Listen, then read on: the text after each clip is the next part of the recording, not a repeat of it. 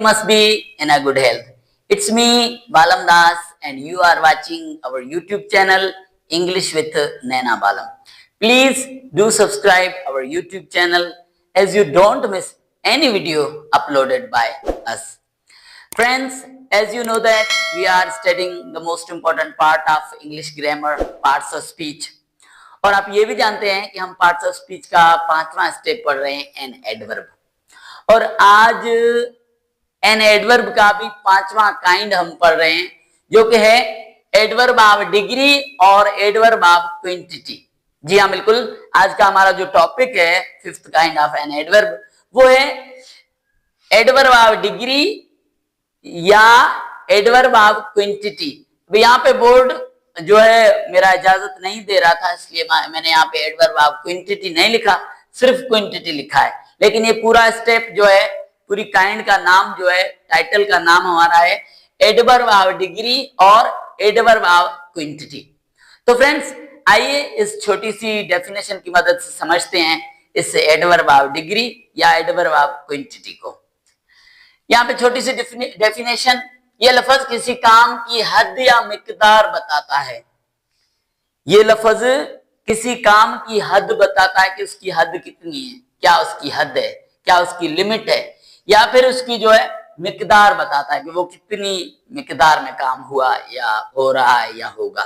ठीक है, तो यहाँ पे मैंने कोई 4 सेंटेंसेस लिखे हैं जिनमें एडवर्ब ऑफ डिग्री या एडवर्ब ऑफ क्विंटिटी का इस्तेमाल किया है। और आइए अब एग्जांपल्स की मदद से और अच्छे से समझने की कोशिश करते हैं इस टॉपिक को। नंबर 1 सेंटेंस हमारा है, he is fully aware of the case.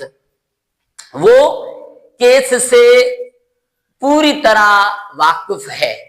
इस सेंटेंस की मीनिंग है, ये इंग्लिश का सेंटेंस है, he is fully aware of the case. वो केस से पूरी तरह जो है वाकिफ है, यानी उसको पूरा पूरा पता है केस के बारे में। तो ये जो वर्ड मैंने यहाँ पे इस्तेमाल किया है, फुली मीन्स मुकम्मल तौर पर, पूरी तरह। ये क्या है? ये एक हद है, ये एक हद बताई गई है कि he is fully aware of the case. वो केस से पूरी तरह वाकिफ है, उसकी वाकफियत की हद क्या है? फुली है। ठीक है, तो ये हमारा वर्ड जो फुली है, ये क्या है? एडवर्ब ऑफ डिग्री या एडवर्ब ऑफ क्विंटिटी है।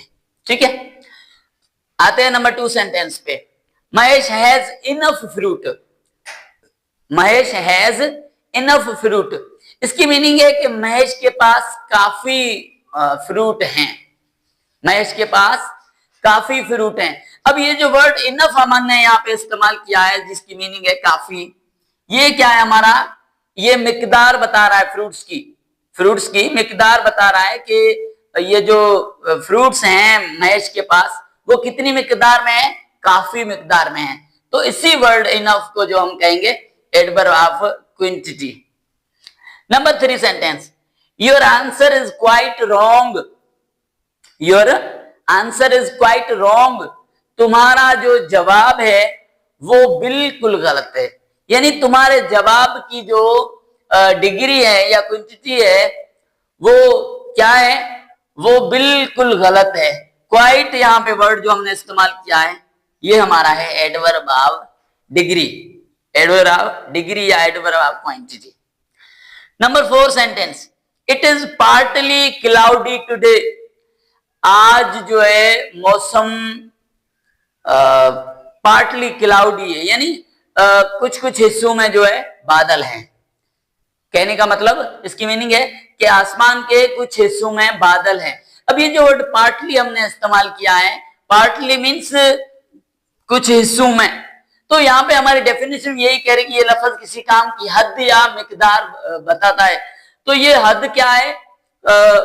कुछ हद तक हमारे जो आसमान है उसमें बादल हैं।